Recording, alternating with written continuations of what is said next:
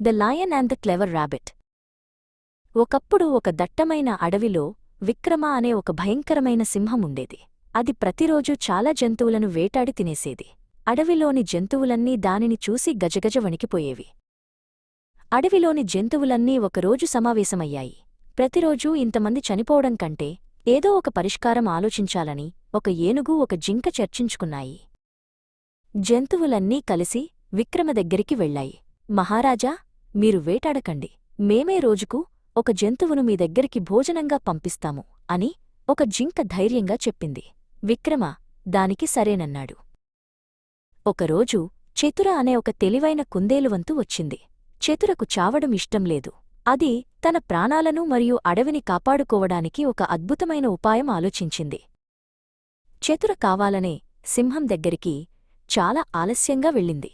ఆకలితో ఉన్న విక్రమ కోపంతో ఊగిపోతున్నాడు. ఎందుకు ఇంత ఆలస్యం చేశావు అని చతురపై గర్జించాడు. మహారాజా, దారిలో నన్ను మరొక సింహం అడ్డుకుంది.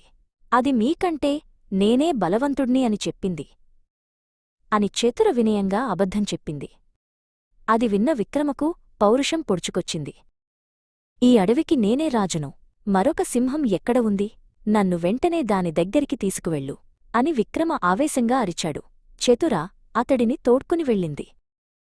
చతుర విక్రమను అడవి మధ్యలో ఉన్న ఒక పాత బావి దగ్గరికి తీసుకువెళ్ళింది.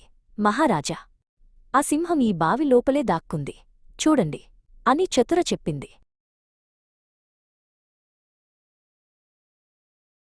విక్రమ బావిలోకి తొంగిచూశాడు. నీటిలో అతనికి తన ప్రతిబింబం కనిపించింది. అది మరొక సింహం అనుకుని గట్టిగా గర్జించాడు. బావి నుండి ప్రతిధ్వని వినబడటంతో ఎదుటి సింహం కూడా గర్జిస్తోందని భ్రమపడ్డాడు. కోపంతో ఊగిపోయిన విక్రమ ఆ సింహంపై దాడి చేయడానికి బావిలోకి దూకాడు. అతను తిరిగి బయటకు రాలేకపోయాడు. చతుర తన తెలివితేటలతో అడవిని కాపాడింది. జంతువులన్నీ సంతోషించాయి.